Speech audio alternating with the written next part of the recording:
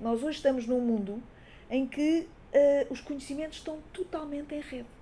E nós deixamos de acreditar em investigações que se fazem por especialização cada vez mais funda e por alinhamento relativamente ao que está à volta. Essa ideia do cientista que trabalha como um especialista sob um ponto cada vez mais fino e mais especializado do universo, seja uma substância química, seja o que você quiser, deixa de funcionar no nosso tempo. Porque os cientistas, por exemplo, imagina um biólogo que está a trabalhar sobre uma entidade biológica micrológica, ele vai precisar da química.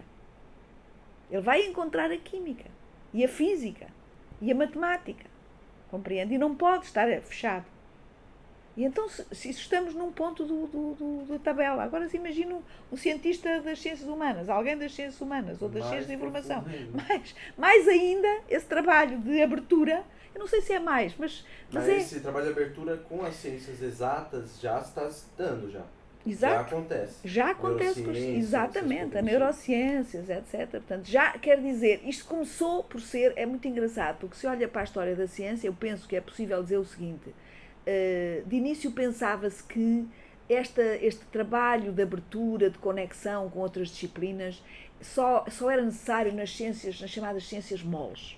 Porque as ciências duras, essas tinham o seu campo de aplicação cada vez mais restrito, cada vez mais especializado, os seus métodos próprios e não precisavam de mais nada.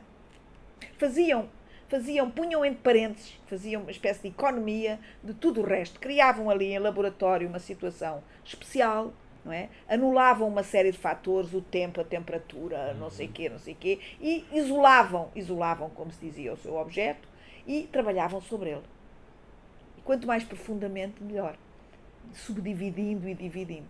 Ora, o que se verifica hoje, em contrapartida às ciências humanas, nunca conseguiriam ser verdadeiras ciências porque era impossível fazer esse trabalho de escalpelização.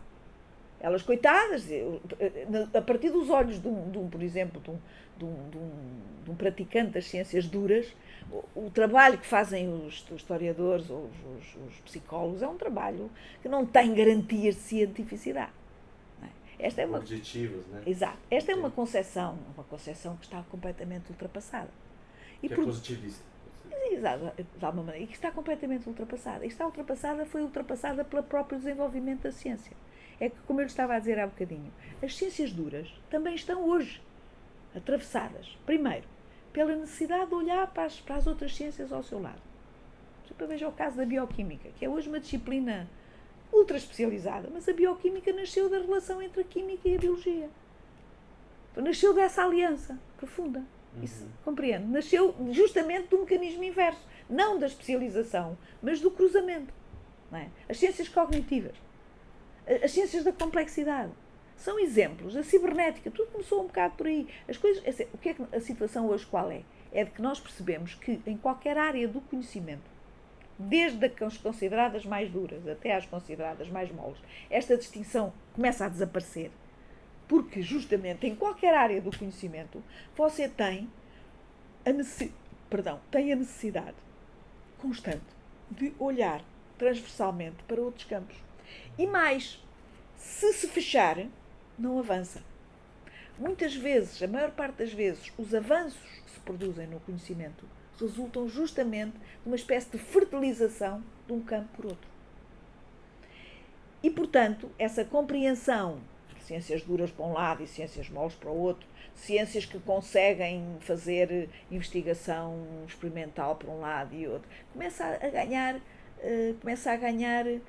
ter uma pertinência, um significado diferente. Compreende? E por que o ritmo das ciências humanas é um pouco menor em relação a essas ciências duras, em relação a essa... As ciências cognitivas já estão em rede, bioquímica, etc. Mas as ciências humanas têm uma dificuldade muito grande de se comunicar.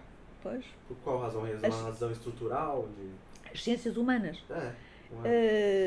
De facto é engraçado. No princípio do século XX, nós assistimos à constituição das ciências humanas e à produção de grandes paradigmas no interior das ciências humanas. O Saussure na linguística, o Freud na psicanálise, grandes movimentos teóricos no interior das ciências humanas, não é? Na sociologia, na história, na psicologia, compreende? E, atualmente, o que assistimos é uma espécie de proliferação de modelos, proliferação de hipóteses, proliferação de pontos de partida.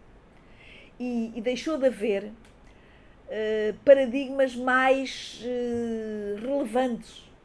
Quer dizer, há muitos paradigmas. Você pode entrar por um lado ou por outro. Não é? Pode fazer investigação de uma forma e de outra. Quer dizer, não perdeu-se. Não se perdeu, talvez tenha ganho. Ganhou-se a consciência da complexidade imensa deste objeto de estudo que é o homem. E da insuficiência da ciência.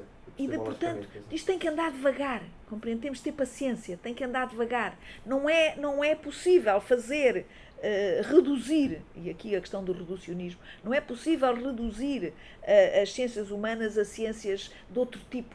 Tem que se inventar, e ainda estão em grande parte por inventar, formas de trabalho capazes de ir ao encontro desta complexidade. Estamos em tentativas várias. Estamos num período muito exploratório, não é? Se você quiser dizer quem é hoje o grande representante da linguística, estão vários, não é? Mas no princípio do século a gente sabia, tem o Saussure, tem o Chomsky, tem o Benveniste, não é? Quais são hoje os grandes linguistas? São figuras que não conseguem, não é que sejam figuras menores, é que são figuras que não conseguem o consenso alargado que as outras conseguiram. Porque há muitas pistas em jogo. Percebe?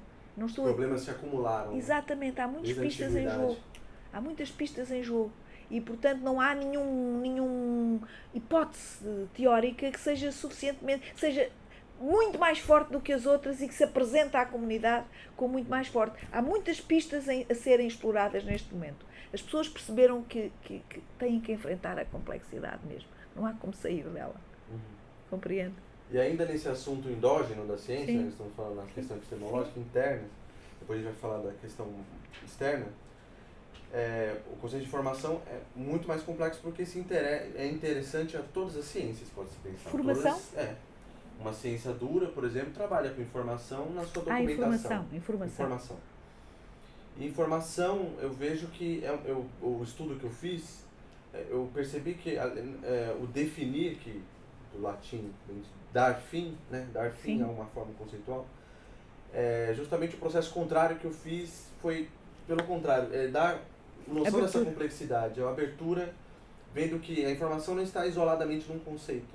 Ela está intrínseca à comunicação, por exemplo. Né? Informação não é comunicação, mas está totalmente ligada, assim como conhecimento. Sendo que, por exemplo, a preocupação do Leibniz, eu vi no seu texto lá, você fez a preocupação dele em relação a essa organização do conhecimento para o progresso da ciência. Né? É uma preocupação ainda persistente, somente com a internet, etc., né? Que a quantidade de informação. E mesmo assim... Estávamos no século XVII. Sim. Só havia meia dúzia de revistas científicas, nem meia dúzia havia. Havia umas 3 ou 4 grandes revistas científicas e ele já estava aflito com a quantidade dos livros, não é? E aquele textozinho é muito engraçado porque podia ser relativo à nossa situação atual, não é? E esse conceito de informação é justamente muito complexo para uma ciência tratar. Então, pensa assim, realmente será que a ciência... Eu penso que, inclusive eu cheguei, que a ciência da informação, nesse fazer científico de hoje, não é possível pensar em informação de um jeito satisfatório. Acho que é preciso um novo fazer científico. Que seria esse novo fazer científico que é o de rede, por exemplo. Uns dizem que é um conceito, a ciência pós-moderna, etc. Eu queria saber qual a sua opinião sobre essa questão. Dizem que é pós-moderno, que é diferente do paradigma moderno positivista, que houve realmente uma mudança. Creio que eu não vejo uma mudança. Pois, a palavra pós-moderno é uma palavra que tem uma utilização muito, muito precisa e que só por Metaforicamente é que se pode falar de uma ciência pós-moderna, mas não me parece que seja um conceito muito pertinente. Agora, que a ciência, de facto, tem tido transformações epistemológicas muito grandes nos últimos tempos, isso é um facto, não é? Isso é um facto, já falámos delas.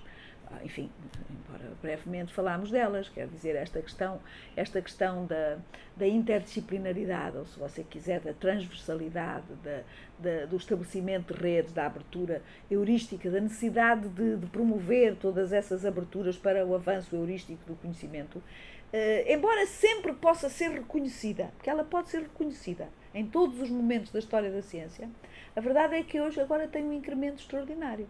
E quando, por exemplo, o Wiener reúne num laboratório, no mesmo espaço, chama matemáticos, biólogos, químicos, matemáticos para trabalhar sobre um problema comum e desenvolvem um conjunto de trabalhos em comum, está a inaugurar um tipo de trabalho que antes não existia, porque havia os laboratórios dos fisiologistas, por exemplo, no campo da química, depois havia os químicos, e estavam habituados a trabalhar em espaços diferentes, com comunidades diferentes. E a partir de um certo momento, foi sobretudo com a Segunda Guerra, não é? Que no princípio do século XX, e depois ali os anos antes e depois da Segunda Guerra, que as coisas mudaram muito. E nós percebemos que era necessário que essas mudanças se dessem. Quer chamar a isso ciência pós-moderna?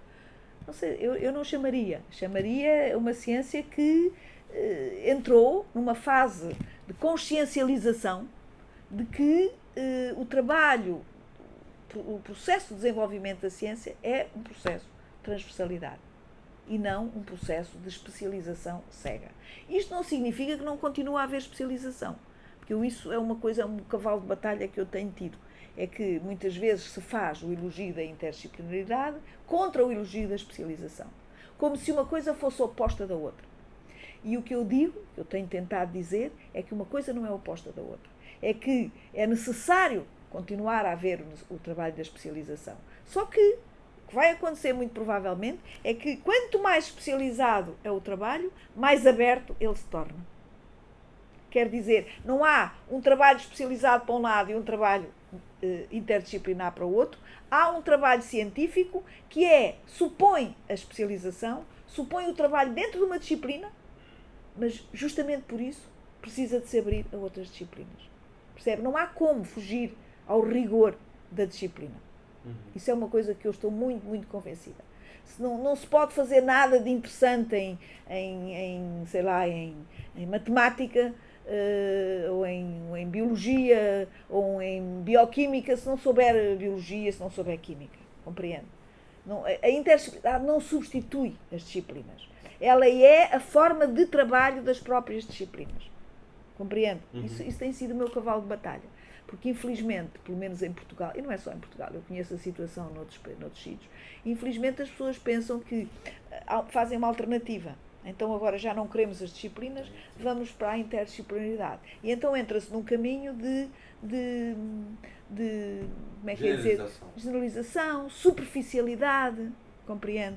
Facilidade, compreende? E depois os resultados são sempre lastimáveis, não servem para nada, compreende? Portanto, o que há é, por exemplo, ainda há dias tivemos aqui um colóquio, por exemplo, que se chamava From Grooming to Speaking. Portanto, do balbuciar, do grunhir animal ao falar. E estavam biólogos, etólogos, sociólogos, linguistas, antropólogos. Esse é que é o trabalho da ciência hoje. Compreende? É encontrar formas de articulação entre vários saberes. Agora, o antropólogo tinha que saber trabalhar em antropologia. O biólogo tinha que ser um biólogo, porque senão não se podia pronunciar sobre o assunto. O linguista tinha que saber de linguística. Agora, outra coisa é encontrar um ponto, um objeto novo, um objeto interessante e chamar várias competências a pronunciarem-se e a lerem-se uns aos outros e a ouvirem-se uns aos outros. E daí pode resultar qualquer coisa de muito importante. Portanto, isto não é substituir a disciplina pela interdisciplinaridade. É produzir a interdisciplinaridade dentro e com as disciplinas. É como se fosse necessário esse tempo todo de especialização para que depois a tomada de consciência viesse, Sim, e aí depois de tanto tempo se criar uma tradição, ou se criar os estudos suficientes para que a área fique sólida. Sólida, exatamente. Aí, a partir dessa solidez, ela pode se conectar com as Exatamente, outras áreas. pode se conectar, mas não pode perder de vista a solidez. Sim. Compreende? Manter a solidez. Tem que manter a solidez da sua área. Agora, tem é que também ganhar flexibilidade. Não é? A gente sabe que a inteligência é flexibilidade, não é rigidez. Não é isolamento, não é afunilamento. Pelo contrário, é abertura. Percebe? Mas tem que ter uma competência numa área e depois o interesse, a paixão por ir ouvir o que os outros estão a dizer. Eu refiro-me a este colóquio porque correu muitíssimo bem e tinha de facto gente de várias áreas, cada um tinha a sua disciplina, mas estavam ali porque estavam todos interessados em perceber como é que se podia entender a origem da linguagem humana a partir do ponto de vista de um evolucionista, a partir do ponto de vista de um biólogo, a partir do ponto de vista do linguista, compreende? A partir do ponto de vista do etólogo, a partir do antropólogo. E cada um tinha a sua competência. E é esse o trabalho que é preciso fazer. Eu fico muito aflita quando vejo muitas vezes as pessoas falarem de interdisciplinaridade e estão a falar de vulgarização, de simplificação, de generalização, de superficialidade, compreende? Então isso dá cabo um bocado da palavra. De tal maneira que eu acho que a palavra está um bocado gasta. Sim, com certeza. É uma palavra que tem uma má fama atrás dela. Mas aquilo que ela corresponde é uma exigência do nosso tempo. E quando você vê à sua volta constituírem ciências como as ciências cognitivas, as ciências da complexidade, não é? Ou as ciências da informação, não é? Você sente que está num território novo em que as próprias ciências se organizam em mapas, cartografias diferentes. Não é?